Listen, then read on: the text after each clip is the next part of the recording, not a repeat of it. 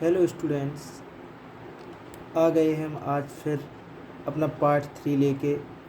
जैसा कि मैंने आपको पार्ट 2 में बताया था कि हम आज इंडस्ट्रियल सेक्टर को डिस्कस करेंगे अपने पार्ट 3 में। पार्ट 2 में हमने एग्रीकल्चर सेक्टर के बारे में पढ़ा था।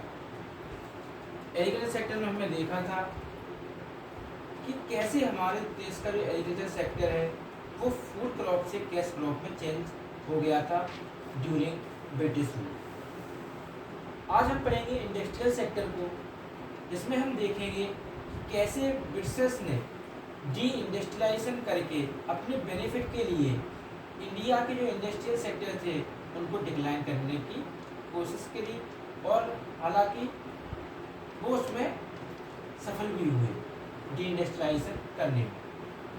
हम करते हैं, लिखा है इसमें, थोड़ा वेट करेंगे, वेट अ फ्यू मिनट, तब तक हम थोड़ी जानकारी देखते। बेटा, हम सभी जानते हैं कि हमारे देश के जो हैंडीक्राफ्ट्स थे वो वर्ल्ड वाइड फेमस थे। अदर कंट्रीज हमारे देश के जो हाथ से बने हुए, जिसे हम कहते हैं हस्तशिल्प, हाथ से बनी हुई चीज़ों को हमारे यहाँ पे बनाया जाता था और जो देश विदेश में बहुत ज़्यादा फेमस थे।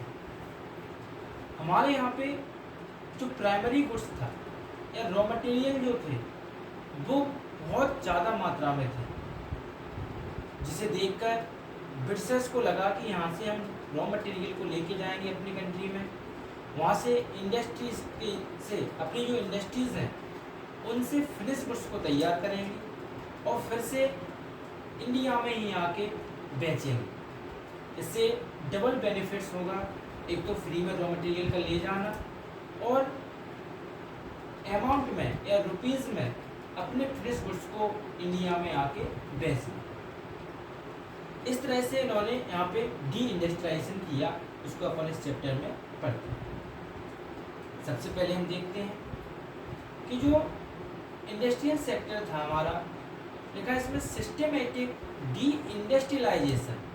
डी इंडस्ट्रियलाइजेशन मतलब होता है कि कोई दूसरी कंट्री हमारे यहाँ के इंडस्ट्रियलाइजेशन को चेंज करे अपने अकॉर्डिंग, अपनी इकोनॉमी के अकॉर्डिंग यहाँ पे क्या कर दे, चेंज करे। तो लिखा है systematic deindustrialisation in terms that describe the status of industrial sector during the British rule। British rule में जो इंडस्ट्रियल सेक्टर था उसको स्टेटस को यहाँ पे नीचे हम क्या करेंगे, डिस्क्राइब करेंगे। The motive behind the systematic deindustrialisation, यानी क्या मोटिव था किसके पीछे, सिस्टमेटिक डी इंडस्ट्रियलाइजेशन के पीछे during the British rule in India was twofold. कितने पक्ष थे इसके, दो। पहला पक्ष था to exploit India's wealth of raw material, यानी कि इंडिया की जो वेल्थ है जिसे कहते हैं रॉ मटेरियल और प्राइमरी प्रोडक्ट्स। रॉ मटेरियल और प्राइमरी प्रोडक्ट्स को हमें क्या करना है, सबसे पहले एक्सप्लॉइट करना है। जैसे कि हमारे देश की जो कॉटन था, जूट था, ये वर्ल्ड वाइड फेमस थे। उनको सबसे पहले क्या करना, एक्सप्लॉइट करना। एक बार फिर पढ़ते, थोड़ा स्क्रीन डिस्टर्ब हुई थी। To exploit India's wealth of raw material, India में रॉ मटेरियल की जो उपलब्धता थी वो बहुत ज़्यादा थी।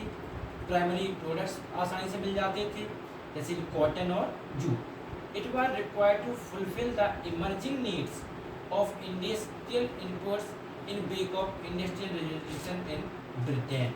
ब्रिटेन के जो इंडस्ट्रियल रिवॉल्यूशन था उसमें जो इंडस्ट्रियल इनपुट्स थी उनके लिए प्राइमरी प्रोडक्ट्स और रॉ मटेरियल कहाँ से जाने लगा, इंडिया से।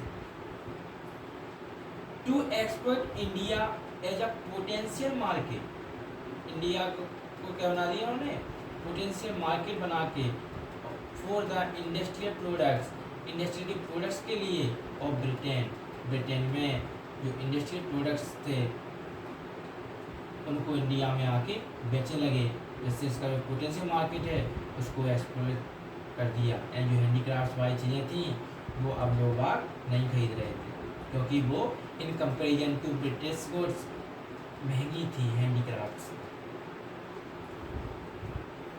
साइड से देखते थोड़ा लिखा है यहाँ पे, prior to the British rule, British rule से पहले क्या सिस्टम था इंडिया में। लिखा जो टेक्सटाइल इंडस्ट्री थी इंडिया की वो फेमस थी वर्ल्ड वाइड। हमारे देश का डक्काई मसलिन था, याद रखना इसको, डक्काई मसलिन एक फाउंड यानी पाया जाता था बंगाल में, जो कि ढाका के पास में था। आज के समय में ढाका कैपिटल है बांग्लादेश की। फेमस था all over the world as the finest cotton textile, और पूरे वर्ल्ड वाइड में कॉटन टेक्सटाइल बहुत ज़्यादा फेमस था। एक मलमल नाम का फाइनेस्ट कॉटन था, finest variety of muslin, muslin की एक वेराइटी थी, इसका नाम था मलमल, and was primarily borne by royalty giving its name malmal shahi और मलमल खास। एंड जो रॉयल्टी थी उन्होंने इसको नाम दिया किसका, मलमल शाही का और मलमल खास का। आगे देखते this systematic deindustrialisation led to, इसने क्या किया, डी इंडस्ट्रियलाइजेशन से क्या इम्पैक्ट पड़े इसके इंडियन इंडस्ट्रीज पर। तो सबसे पहले लिखा decline the handicraft industries and consequent massive unemployment. जब हैंडीक्राफ्ट इंडस्ट्रीज बंद हुई तो इससे कि क्या परिणाम हुए कि बहुत अधिक संख्या में बेरोजगारी फैल गई। दूसरा the penetration of British goods in Indian market, penetration मतलब था प्रवेश, एंट्री। तो ब्रिटिश गुड्स की इंडियन मार्केट्स में क्या होने लगी, एंट्री होने लगी। नेक्स्ट दिया इसमें बेटा, आगे देखते हैं अपन, the poor state of the industrial sector during the British rule is highlighted by the following points. कुछ पुअर स्टेट्स दी गई इंडस्ट्रियल सेक्टर की जो ब्रिटिश रूल के दौरान हुई। पहला पॉइंट जो दिया गया वो दिया डिके ऑफ हैंडीक्राफ्ट्स, यानी हमारे देश की जो हैंडीक्राफ्ट्स हैं उनका पतन हो गया, वो पूरी तरह से क्या हो गए, डिके हो गए। लिखा है before suffering the decay during the British Raj handicrafts in India enjoyed a world wide reputation. British Raj से पहले इंडिया के जो हैंडीक्राफ्ट थे वो वर्ल्ड वाइड फेमस थे, रेपुटेशन थी उनकी फॉर एक्सीलेंस एंड क्वालिटी, उनकी क्वालिटी भी काफ़ी ज़्यादा अच्छी थी। The main reason for the decay of handicraft was the discriminatory policy of the state, यानी कि डिस्क्रिमिनेटरी पॉलिसी या टेरिफ पॉलिसी जो थी ब्रिटिश लोगों के द्वारा या कॉलोनियल गवर्नमेंट के द्वारा बहुत ज़्यादा भेदपूर्ण थी। इस वजह से जो हमारे इंडिया के हैंडीक्राफ्ट थे वो धीरे धीरे डिक्लाइन होने लगे। कुछ इमेजेस दी गई हैं यहाँ पे बेटा, इन्हें आप देख सकते हैं जो हैंडीक्राफ्ट से रिलेटेड इमेजेस दी गई हैं आपके में। देखा है इंडियन हैंडीक्राफ्ट और world wide reputation prior to British rule, British rule से पहले इंडिया के जो हैंडीक्राफ्ट थे वो वर्ल्ड वाइड फेमस थे और काफ़ी ज़्यादा उनकी रेपुटेशन थी। आगे देखते हैं, लिखा है इसमें कि the British rule in India coincided with industrial revolution in Britain. And British rule जब इंडिया में आया उसने ब्रिटेन में इंडस्ट्रियल रिवॉल्यूशन चालू किया। The British found India as the best source of raw material as well as the best market for their industrial product. Britishers ने पाया कि इंडिया में जो रॉ मटेरियल का सोर्स है वो बहुत ही अच्छा है और दूसरा इंडस्ट्रियल प्रोडक्ट्स भी को भी यहाँ आसानी से बेचा जा सकता है। Accordingly a discriminatory tariff policy was pursued, it allowed, जो डिस्क्रिमिनेटरी पॉलिसी थी वो इस प्रकार से थी। पहला तो टैरिफ फ्री एक्सपोर्ट, एंड जो एक्सपोर्ट होगा वो टैरिफ फ्री होगा। Raw material from India, India से रॉ मटेरियल जाएगा वो टैरिफ फ्री होगा। ब्रिटिश इंडस्ट्रियल प्रोडक्ट्स जो इंडिया में आएंगे वो भी टैरिफ फ्री इंपोर्ट होगा, यानी कि उनके देश से जो भी प्रोडक्ट्स आएंगे वो टैरिफ फ्री, यहाँ से जो रॉ मटेरियल जाएगा वो टैरिफ फ्री। लेकिन at the same time heavy duty was placed on the export of Indian handicraft product. India से कोई हैंडीक्राफ्ट प्रोडक्ट्स दूसरे देश में जाएगा तो उस पर बहुत ज़्यादा ड्यूटी देनी पड़ेगी, which reduce there competitiveness in the international market. इससे क्या हुआ कि हैंडीक्राफ्ट प्रोडक्ट जो थे उनका योग्यता जो थी अदर प्रोडक्ट्स से वो इंटरनेशनल मार्केट में वो बहुत धीरे धीरे कम होने लगी। इसका परिणाम हुआ कि जब British products started penetrating the Indian market, जब ब्रिटिश प्रोडक्ट्स इंडियन मार्केट में प्रवेश करने लगे तो Indian handicraft product started losing their domestic as well as foreign market. तो जो इंडियन हैंडीक्राफ्ट प्रोडक्ट्स थे वो अपना वजूद होने लगे, चाहे वो आपका डोमेस्टिक मार्केट हो चाहे फॉरेन मार्केट हो। डिके ऑफ हैंडीक्राफ्ट बाद द एंड रेंज, लास्ट में क्या हुआ, हैंडीक्राफ्ट की तरह से खत्म हो। लोग हैंडीक्राफ्ट जो आइटम्स थे, जो प्रोडक्ट्स थे, उनको लेना पसंद नहीं करते थे, क्योंकि ब्रिटिश गुड्स जो थे वो इन कंपेरिजन टू हैंडीक्राफ्ट बहुत ज़्यादा सस्ते थे। नेक्स्ट देखते हैं अपन आगे, the Indian handicraft also face tough competition from the machine. जो इंडियन हैंडीक्राफ्ट्स थे वो किसका फेस कर रहे थे कंपटीशन करने में, तो उनके पास मशीन मेड जो ब्रिटिश प्रोडक्ट्स थे, वो हाथ के बने हुए प्रोडक्ट्स थे, which were better in quality and precision than the Indian product, और थोड़े अच्छे भी थे दिखने में और क्वालिटी भी अच्छी थी। इस वजह से लोग ब्रिटिश प्रोडक्ट्स को परचेज करने लगे। The pattern of demand of Indian consumers also change, जो डिमांड थी इंडियन कंज्यूमर्स की वो भी बदल गई।